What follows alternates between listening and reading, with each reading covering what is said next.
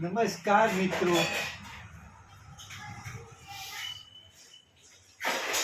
થોડાક વાર આવી આવો. નિલેશ સોલંકી, મારી ચેનલ છે મોરપંખ. મને શરદી થઈ ગઈ છે, માથું દુખે છે. દવા લેવા પહેલા આપણે ઘરગથ્થુ ઈલાજ કરવો જરૂરી છે. તો મિત્રો, ગરમ પાણી પીવું અને ગરમ આપણે દૂધમાં હળદર નાખી ગરમ કરી પીવું. પછી નો સુધારો થાય તો 3 ટાઈમ નાહ લેવો. ના એટલે સ્ટીમ, જે મેં આગળ લીધું એ. તો 3 ટાઈમ સ્ટીમ લેવો. શરદી થતું હોય, માથો દુખાવો હોય, સ્નાયુના દુખાવો હોય તો સ્ટીમથી સારું થઈ જાય, એવું આપણા ગઢિયા કહેતા હતા.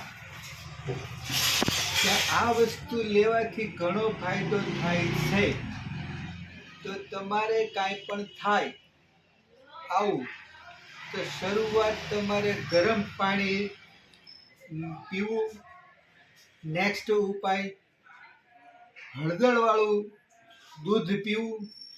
પછી 3 ટાઈમ તમારે ના લેવું. પછી જો ફેર ન પડે તો ડૉક્ટર સાહેબ પાસે જાઓ.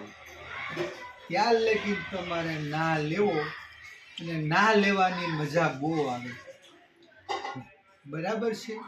એટલે હંમેશા ના લેવી તો ઘણો ફાયદો થાય છે. દવા તો લેવી જ પડે છે, પણ દવા લઈને જો તમે ના લ્યો તો બહુ સરસ મજાનું તમારે કામ થાય છે. તમારા નાક હોય ખુલી જાય છે, માથાનો દુખાવો હોય તો મટી જાય છે, કાનનો દુખાવો હોય તો મટી જાય છે. આ બધું સરસ મજાનું આપણે ઘરગથ્થુ ઈલાજ થાય છે.